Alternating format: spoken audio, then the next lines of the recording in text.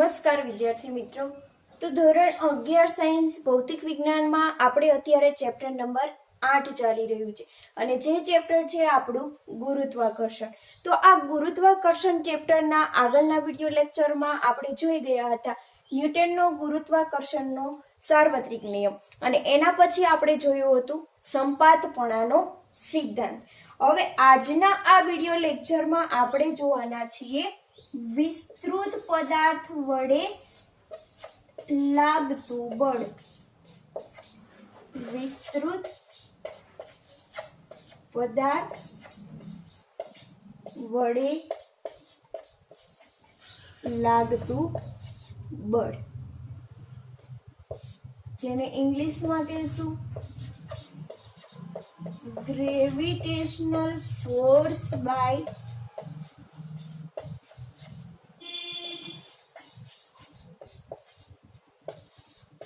extended body।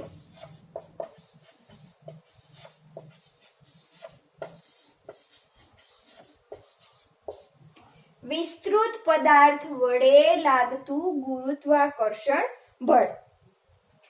હવે આપણે જ્યારે આગળના વિડિયો લેક્ચરમાં ન્યૂટનનો ગુરુત્વાકર્ષણના સાર્વત્રિક નિયમનો અભ્યાસ કર્યો હતો, તો આ ન્યૂટનના ગુરુત્વાકર્ષણના સાર્વત્રિક નિયમમાં આપણે શું જોયું હતું કે વિશ્વમાંનો દરેક પદાર્થ કે જે પદાર્થ દળ ધરાવે છે, તો વિશ્વમાંનો દરેક પદાર્થ એ બીજા પદાર્થ ઉપર શું કરે છે, હંમેશા આકર્ષી પ્રકારનું બળ લગાવે છે અને આ બળનું મૂલ્ય તે બંને પદાર્થોના દળના ગુણાકારના સમપ્રમાણમાં અને તેમની વચ્ચેના અંતરના વર્ગના વ્યસ્ત પ્રમાણમાં હોય છે અને આ બળનું મૂલ્ય પણ આપણે મેળવી ગયા હતા। તો જ્યારે આપણે ન્યૂટનનો ગુરુત્વાકર્ષણનો સાર્વત્રિક નિયમ જોયો, એમાં હતું કે બે પદાર્થો છે, અત્યારે આપણે માની લઈએ કે m1 દળ ધરાવતો અને m2 દળ ધરાવતા બે પદાર્થો છે। આ બંને પદાર્થો અત્યારે આપણે r જેટલા અંતરે રાખેલા છે। તો આ બંને પદાર્થો છે એ શું કરશે, એકબીજા ઉપર બળ લગાવશે અને જે બંને પદાર્થો એકબીજા ઉપર બળ લગાવે છે એ બળનું આપણને મૂલ્ય મળતું F બરાબર G m1 m2 upon r square. તો જ્યારે આપણે ન્યૂટનનો ગુરુત્વાકર્ષણનો સાર્વત્રિક નિયમ જોઈ ગયા, એમાં આપણે જોયું હતું કે ન્યૂટનનો ગુરુત્વાકર્ષણનો સાર્વત્રિક નિયમ આપણે શેના માટે લાગુ પાડી શકીએ છીએ કે જ્યારે બે દળ ધરાવતા પદાર્થો હોય છે એ બંને પદાર્થો કેવા હોવા જોઈએ, બિંદુવત પદાર્થો હોવા જોઈએ અને બિંદુવત પદાર્થો માટે આપણે શું કરી શકીએ છીએ, ન્યૂટનનો ગુરુત્વાકર્ષણનો સાર્વત્રિક નિયમ આપણે એપ્લાય કરી શકીએ છીએ। હવે આજના વિડિયો લેક્ચરમાં આપણે શું જોવાનું છે કે વિસ્તૃત પદાર્થ વડે લાગતું બળ। વિસ્તૃત પદાર્થ એટલે શું, તો વિસ્તૃત પદાર્થ એટલે કે ખૂબ જ મોટો પદાર્થ કે જે એક કરતા વધુ કણોના સમૂહથી બનેલો હોય।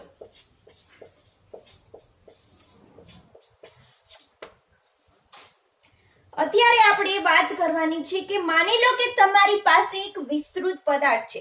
વિસ્તૃત પદાર્થ એટલે કે ખૂબ જ મોટો પદાર્થ કે જેમાં એક કરતા વધુ કણો આવેલા હોય છે। અત્યારે આપણે વિસ્તૃત પદાર્થ તરીકે લઈએ પૃથ્વી। પૃથ્વી તો ખૂબ જ મોટી છે, ખૂબ જ મોટો પદાર્થ છે। તો અત્યારે આપણે માની લઈએ કે આપણી પાસે વિસ્તૃત પદાર્થ છે પૃથ્વી। હવે આ પૃથ્વી છે એ શું છે, એક કરતા વધુ કણોના સમૂહથી બનેલી છે। તો એમાં ઘણા બધા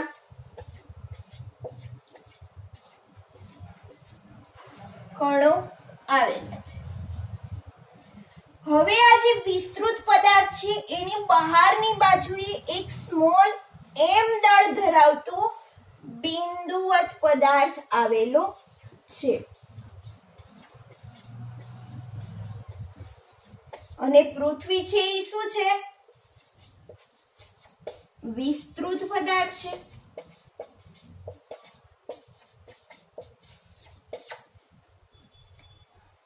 અને આ પૃથ્વીનું દળ અત્યારે આપણે ધારી લઈએ કે કેપિટલ M છે. તો જ્યારે આ વિસ્તૃત પદાર્થ છે એ આ બિંદુવત પદાર્થ ઉપર શું કરશે? બળ લગાવશે. તો તમને અહીંયા વિચાર આવે કે આ એક m દળ ધરાવતો પદાર્થ પૃથ્વી છે અને આ બિંદુવત પદાર્થ સ્મોલ m દળ ધરાવે છે. આપણી પાસે બે પદાર્થ છે. તો આપણને ન્યૂટનના ગુરુત્વાકર્ષણના સાર્વત્રિક નિયમમાં કીધું કે બે દળ ધરાવતા પદાર્થો છે એકબીજા ઉપર બળ લગાવે ત્યારે એ બળનું મૂલ્ય આપણે આ સમીકરણ દ્વારા સૂત્ર દ્વારા મેળવી શકીએ છીએ. તો અહીંયા પણ તમને વિચાર આવે કે આપણી પાસે બે પદાર્થો છે. તો આ બંને પદાર્થો વચ્ચે જે બળ લાગી રહ્યું છે એ બળનું મૂલ્ય મેળવવું હોય તો આપણે આ સૂત્ર દ્વારા મેળવી શકતા નથી. કેમ? આ છે ન્યૂટનના ગુરુત્વાકર્ષણનો સાર્વત્રિક નિયમ જે બિંદુવત પદાર્થો માટે લાગુ પડે છે. અત્યારે આપણી પાસે વિસ્તૃત પદાર્થ છે. તો આ વિસ્તૃત પદાર્થ દ્વારા બિંદુવત પદાર્થ ઉપર લાગતું બળ મેળવવા માટે તમારે શું કરવું પડશે? તો જે વિસ્તૃત પદાર્થમાં ઘણા બધા કણો આવેલા છે એ દરેકે દરેક કણો બિંદુવત પદાર્થ ઉપર શું કરશે? બળ લગાવશે. પૃથ્વીનો આ જે છે કણ એ આ કણ છે બિંદુવત પદાર્થ ઉપર શું કરશે? બળ લગાવશે. આ કણ છે બિંદુવત પદાર્થ ઉપર બળ લગાવવાના કારણે પદાર્થને શું કરશે? પોતાની તરફ ખેંચશે. અને આ જે પોતાની તરફ ખેંચે ત્યારે બળની દિશા આ બાજુ આવશે. તો આવા બળને આપણે કહી દઈએ F1 સદિશ. બળનું મૂલ્ય અને દિશા બંને દર્શાવવી પડશે. હવે માની લો કે તમારી પાસે આ કણ છે. આ કણ છે બિંદુવત પદાર્થ ઉપર બળ લગાવશે અને એ પણ શું કરશે? બિંદુવત પદાર્થને પોતાની તરફ ખેંચશે. તો બળની દિશા આ બાજુ આવશે જેને આપણે કહી દઈએ F2 સદિશ. આ બિંદુવત પદાર્થ પણ શું કરશે? બળ લગાવશે. તો આવી રીતે વિસ્તૃત પદાર્થ છે એમાં ઘણા બધા કણો છે. બધા જ કણો શું કરશે? બિંદુવત પદાર્થ ઉપર બળ લગાવશે. તો જે વિસ્તૃત પદાર્થ દ્વારા બિંદુવત પદાર્થ ઉપર જે કુલ બળ લાગી રહ્યું છે એ કુલ બળ આપણે મેળવવું હોય તો કુલ બળ F સદિશ બરાબર શું થઈ જશે? દરેક કણ દ્વારા બિંદુવત પદાર્થ ઉપર લાગતા બળનો સદિશ સરવાળો. તો આ પહેલો કણ છે એના દ્વારા બિંદુવત પદાર્થ ઉપર લાગતું બળ જેને આપણે કહી દઈએ F1 સદિશ. તો F1 સદિશ વત્તા બીજા કણ દ્વારા બિંદુવત પદાર્થ ઉપર લાગતું બળ જેને આપણે કહી દઈએ F2 સદિશ. ત્રીજા કણ દ્વારા બિંદુવત પદાર્થ ઉપર લાગતું બળ જેને આપણે કહી દઈએ F3 સદિશ. આવી રીતે દરેકે દરેક કણ દ્વારા બિંદુવત પદાર્થ ઉપર બળ લાગશે અને જેટલા પણ કણ છે એ બધા જ કણો દ્વારા જે બળ લાગી રહ્યું છે એ બળનો કુલ બળનો સરવાળો. તો આપણને મળશે વિસ્તૃત પદાર્થ દ્વારા બિંદુવત પદાર્થ ઉપર લાગતું કુલ બળ. તો તમે આવા કિસ્સામાં આવી રીતે સોલ્યુશન લાવવું પડશે. આ ઇક્વેશનની મદદથી તમે વિસ્તૃત પદાર્થ દ્વારા બિંદુવત પદાર્થ ઉપર લાગતું બળ મેળવી શકતા નથી. દરેકે દરેક બળનો તમારે શું કરવો પડશે? સદિશ સરવાળો. હવે એના માટેના તમને બે ખાસ કિસ્સાઓ આપેલા છે. તો આ ખાસ કિસ્સાઓ વિશેની વાત કરી લઈએ. તો જોઈએ ખાસ કિસ્સાઓ.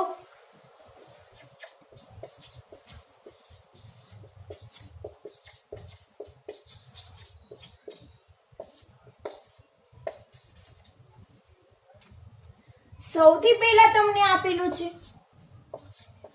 નિયમિત ઘનતા ધરાવતી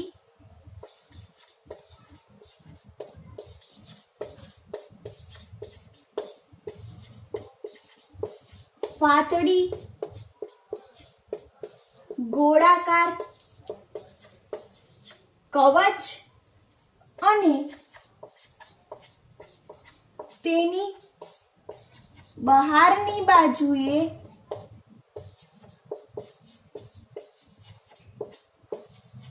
આવેલા બિંદુવત પદાર્થ વચ્ચે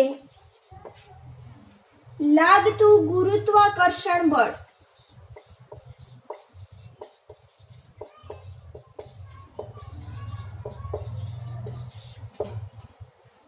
કે કોઈ એક પાતળી ગોળાકાર કવચ છે અને એની બહારની બાજુએ એક બિંદુવત પદાર્થ આવેલો છે તો આ બંને વચ્ચે લાગતું ગુરુત્વાકર્ષણ બળ કવચનું સમગ્ર દળ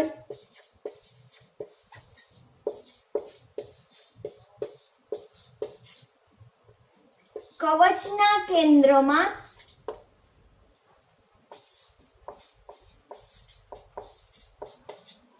કેન્દ્રિત થયેલું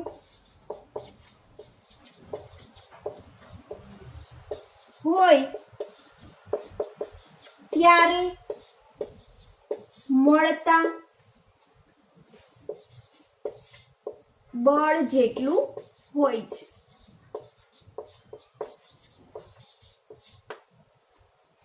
જો એના માટે તમને પેલો ખાસ કિસ્સો આપેલો છે કે નિયમિત ઘનતા ધરાવતી પાતળી ગોળાકાર કવચ તો સૌથી પહેલા તો તમને પ્રશ્ન થશે કે પાતળી ગોળાકાર કવચ કેવી હોય બરાબર તો પાતળી ગોળાકાર કવચ શેમાંથી બનાવવામાં આવે છે કે એક આમ પોલો ગોળો આપેલો હોય કે અંદરની બાજુએ કશું દળ ધરાવતું ના હોય આમ ખોખા ટાઈપનો હોય અંદરની બાજુએથી ખાલી હોય અને આમ કિનારીએથી હોય બરાબર તો પોલો ગોળો આપેલો હોય છે અને આ પોલા ગોળામાં તમે વચ્ચેની બાજુએથી ભાગ કરો એટલે તમને શું મળે એક આવી રિંગ મળે કે અંદરની બાજુએ કાંઈ દળ આવેલું નથી કોઈ પણ પ્રકારના દળના કણો આવેલા નથી અને આ રિંગની કિનારી ઉપર શું આવેલા છે એક કરતા વધુ કણોનો સમૂહ આવેલો છે તો આ પોલા ગોળામાંથી આપણે શું બનાવવાનું છે પાતળી ગોળાકાર કવચ બનાવવાની છે જો કોઈ ઘન ગોળો આપેલો હોય કે આખો દળ ધરાવતો ગોળો હોય એમાંથી તમે વચ્ચેથી બે ભાગ કરશો તો તમને રિંગ મળશે નહીં એક આમ ડિસ્ક ટાઈપ મળે બરાબર અને જ્યારે પોલો ગોળો હોય એમાંથી બે ભાગ કરશો ત્યારે તમને શું મળશે પાતળી ગોળાકાર કવચ તો નિયમિત ઘનતા ધરાવતી એટલે શું કે આ જે દરેકે દરેક કણ છે એનું દળ અને કદ કેવું હોય સમાન એટલે એની ઘનતા પણ કેવી થાય સમાન તો નિયમિત ઘનતા ધરાવતી પાતળી ગોળાકાર કવચ કે જેની બહારની બાજુએ આવેલો બિંદુવત પદાર્થ કવચની બહારની બાજુએ એક શું લેવાનું છે બિંદુવત પદાર્થ તો અહીંયા આપણે લઈ લઈએ કે સ્મોલ એમ દળ ધરાવતો આપણી પાસે શું છે બિંદુવત પદાર્થ અને જે આ કવચ આવેલી છે કવચનું દળ છે કેપિટલ એમ તો આ જે પાતળી ગોળાકાર કવચ દ્વારા બિંદુવત પદાર્થ ઉપર જે બળ લાગી રહ્યું છે એ બળનું આપણે શું કરવાનું છે ગુરુત્વાકર્ષણ બળનું આપણે મૂલ્ય મેળવવાનું છે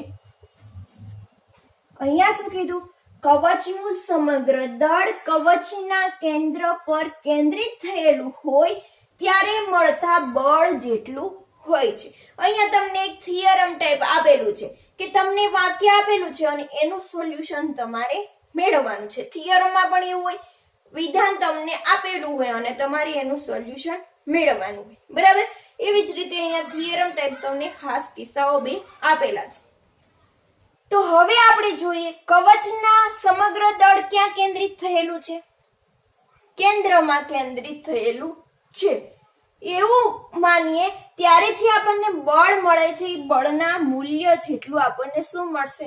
ગુરુત્વાકર્ષણ બળ. તો સૌથી પહેલા આપણે જોઈએ કે એમ દળ ધરાવતી પાતળી ગોળાકાર કવચ છે. તો આ પાતળી ગોળાકાર કવચના દરેકે દરેક કણો શું કરશે? બિંદુવત પદાર્થ ઉપર બળ લગાવશે. સૌથી પહેલા તો જોઈએ કે આ કણ છે એ બિંદુવત પદાર્થ ઉપર શું કરશે? બળ લગાવશે. તો એ કણ છે એ બિંદુવત પદાર્થ ઉપર બળ લગાવશે ત્યારે એ આ બિંદુવત પદાર્થને પોતાની તરફ ખેંચશે અને એની દિશા આપણે આ બાજુ દર્શાવીશું. તો જે બળ લગાવે છે એ બળનું આપણે નામ કહી દઈએ F1 સદિશ. હવે જે આ F1 સદિશ છે એ આ એક કણ દ્વારા બિંદુવત પદાર્થ ઉપર લાગેલું બળ છે. એવી જ રીતે આ માની લો કે બીજો કણ છે તો એ પણ બિંદુવત પદાર્થ ઉપર શું કરશે? બળ લગાવશે. આ બળની દિશા કણની તરફ, જેને આપણે કહી દઈશું F2 સદિશ. હવે જે બંને બળ મળેલા છે તો આપણી પાસે બળના મૂલ્ય અને દિશા બંને હોવી જરૂરી છે. અત્યારે આપણે માની લીધું કે કવચનું સમગ્ર દળ છે એ કેન્દ્રમાં કેન્દ્રિત થયેલું છે, કે આખી જે કવચ છે એ બધા જ કણો છે એ શું કરે છે? કેન્દ્ર તરફ બળ લગાવે છે અને સમગ્ર કણનું દળ છે કેન્દ્રમાં કેન્દ્રિત થયેલું છે. એટલે કેન્દ્રમાં કેન્દ્રિત થયેલું હોવાથી દરેકે દરેક કણ દ્વારા આપણે બળ મેળવવું જરૂરી નથી. બળ મેળવવું જરૂરી નથી. અહીંયા જે કેન્દ્ર આવેલું છે એ કેન્દ્રથી આ બિંદુ સુધીનું અંતર લખી દઈએ R. જ્યારે કોઈ પદાર્થનું દળ છે એ કેન્દ્રમાં કેન્દ્રિત થયેલું હોય છે ત્યારે બંને વચ્ચે જે તમને બળ લાગે છે એ બળનું મૂલ્ય તમને શું મળશે? F બરાબર G small m capital M upon બંને વચ્ચેના અંતરના વર્ગનો વ્યસ્ત પ્રમાણ, એટલે કે છેદમાં R². બરાબર. તો અત્યારે કવચનું સમગ્ર દળ કેન્દ્રમાં કેન્દ્રિત થયેલું છે એવું આપણે માની લીધું અને આ જે બળનું મૂલ્ય મળ્યું છે બળનું મૂલ્ય શું મળે છે? G small m capital M upon R², કે બંને બળોના મૂલ્ય આપણને આ મળે છે. હવે આ બળની આપણે શું કરવી પડશે? દિશા પણ દર્શાવવી પડશે.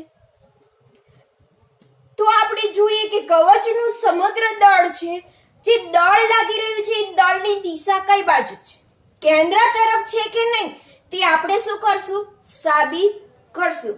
તો આ જે F1 સદિશ છે, F1 સદિશ બળ લાગી રહ્યું છે એ તો સમાંતર દિશામાં પણ નથી અને શિરોલંબ દિશામાં પણ નથી. કઈ ક્રોસમાં જ તમને બળ મળે છે.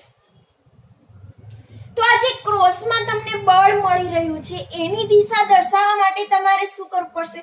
ઘટકો લેવા પડશે. તો સૌથી પહેલા આપણે લઈએ F1 ના ઘટકો. તો એના માટે તમારે શું કરવું પડશે? x અક્ષ અને y અક્ષ એના તમારે ઘટકો લેવા પડશે. y અક્ષ ઉપર શું હોય? sin theta. x અક્ષ ઉપર શું હોય? cos theta. તો જે F1 સદિશ બળ લાગી રહ્યું છે એ કઈ બાજુ છે? જો કયા કયા ઘટકોમાં છે? તો એ છે F1 sin થીટા અને F1 cos થીટા. બરાબર. એની દિશાના તમને ઘટકો મળી ગયા છે. હવે F2 બળ લાગી રહ્યું છે એ તો સમાંતર દિશામાં પણ નથી અને લંબ દિશામાં પણ નથી, આમ ક્રોસમાં જ છે. તો એના માટેના પણ તમારે ઘટકો લેવા પડશે. તો એ ઘટકો તમને શું મળશે?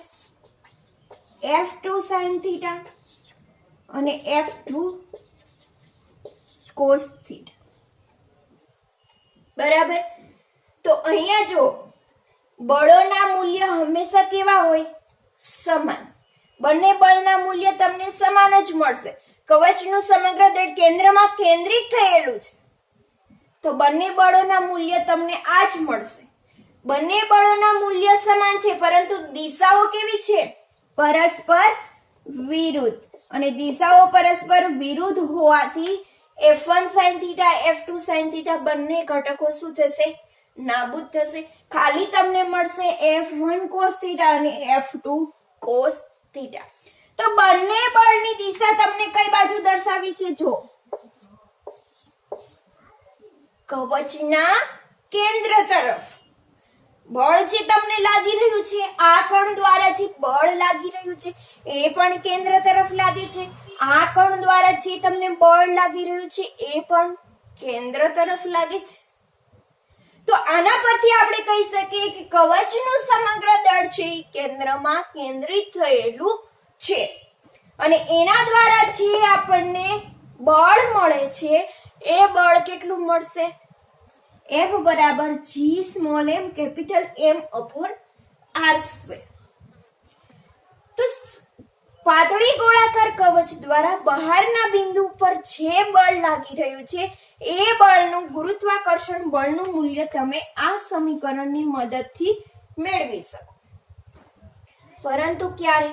કે જે કણો આવેલા છે બધા જ કણો નું કેન્દ્રમાં કેન્દ્રિત થયેલા હોય, એનું દળ બધું જ કેન્દ્રમાં લાગતું હોય ત્યારે. બરાબર.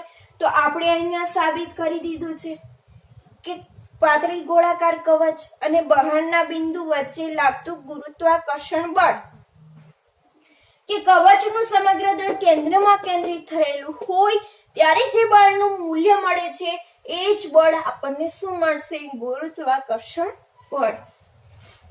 હવે બીજો ખાસ કિસ્સો જોઈએ. એમાં શું કીધું છે કે નિયમિત ઘનતા ધરાવતી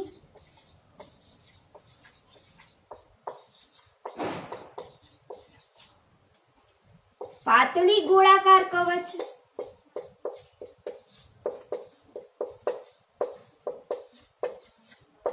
અને તેની અંદરની બાજુએ આવેલા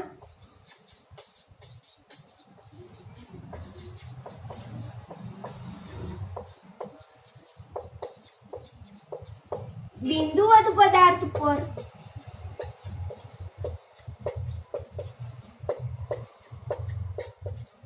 લાગતું ગુરુત્વાકર્ષણ બળ શૂન્ય મળે છે. તો અહીંયા પણ આપણને વિધાન આપેલું છે. કરશું શું લેવાનું છે? નિયમિત ઘનતા ધરાવતી પાતળી ગોળાકાર કવચ. તો આ લઈએ નિયમિત ઘનતા ધરાવતી પાતળી ગોળાકાર કવચ કે તેની કિનારી ઉપર શું આવેલા હશે? ઘણા બધા કણો આવેલા હશે.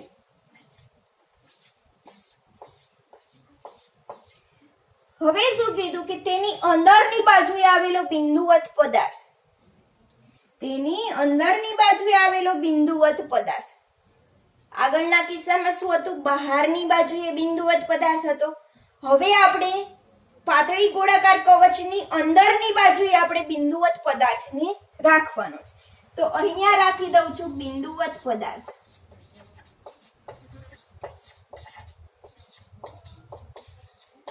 અને આ છે પાતળી ગોળાકાર કવચ.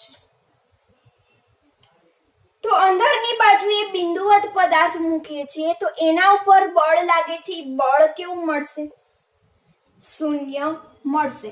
F બરાબર 0. કેવી રીતે? તો જોઈએ. આ બિંદુવત પદાર્થ છે એ પાતળી ગોળાકાર કવચની અંદરની બાજુએ મૂકેલો છે.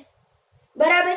હવે અંદરની બાજુએ મૂકેલો છે તો આવી રીતે તમે બે ભાગ કરી દો. આ ભાગના જે કણો છે ઈ શું કરશે? બિંદુવત પદાર્થ ઉપર બળ લગાવશે. આ કણ છે બિંદુવત પદાર્થ ઉપર બળ લગાડી પોતાની તરફ ખેંચશે, આ પોતાની તરફ ખેંચશે, આ પોતાની તરફ ખેંચશે અને આ પણ પોતાની તરફ ખેંચશે. એવી જ રીતે આ ભાગમાં જે બિંદુવત પદાર્થો આવેલા છે એ પણ શું કરશે? બિંદુવત પદાર્થને પોતાની તરફ ખેંચશે. બરાબર. દરેકે દરેક કણો છે બિંદુવત પદાર્થને પોતાની તરફ ખેંચશે બળ લગાવીને. હવે તમને વિચાર આવે કે આ જે ભાગમાં બિંદુવત કણો છે એ કેવા છે? ઓછા. અને આ જે ભાગમાં બિંદુવત કણો છે એ કેવા છે? વધારે. તો અહીંયા કણો વધારે હોવાથી પદાર્થ ઉપર વધારે બળ લાગશે અને એ પદાર્થને પોતાની તરફ ખેંચી લેશે. અહીંયા કણો ઓછા હોવાથી પદાર્થ ઉપર ઓછું બળ લાગશે અને એ ખેંચી શકશે નહીં. પરંતુ જો અહીંયા શું જોવા મળે છે કે આ બિંદુવત પદાર્થ છે, આમાં ભલે કણો ઓછા હોય પરંતુ ગુરુત્વાકર્ષણ બળ કેવું લાગે? વધારે. અને આ કણો છે એમાં ગુરુત્વાકર્ષણ બળ કેવું લાગે? ઓછું. આપણે બધા જાણીએ છીએ કે અંતર વધવાથી ગુરુત્વાકર્ષણ બળ શું થાય? ઘટે કે વધે? ઘટે. F ચલે છે 1/r². અંતર વધવાથી બળ ઘટે. તો આ બધા કણો છે એ દૂર આવેલા છે, બરાબર. એટલે અંતર એમનું કેવું છે? વધારે. એના કારણે ગુરુત્વાકર્ષણ બળ કેવું લાગશે? ઓછું. અને આ કણો છે બિંદુવત પદાર્થની નજીક છે એટલે ગુરુત્વાકર્ષણ બળ કેવું લાગશે? વધારે. એટલે આ પદાર્થને પોતાની તરફ ખેંચશે. બંને બાજુએ ગુરુત્વાકર્ષણ બળ કેવું થઈ જશે? ઇક્વલ. અને ઇક્વલ થવાના કારણે આપણને જે બળ મળે છે એ કેવું મળશે? શૂન્ય મળશે, બરાબર. તો આ હતું થિયરી આજના વિડિયો લેક્ચરમાં.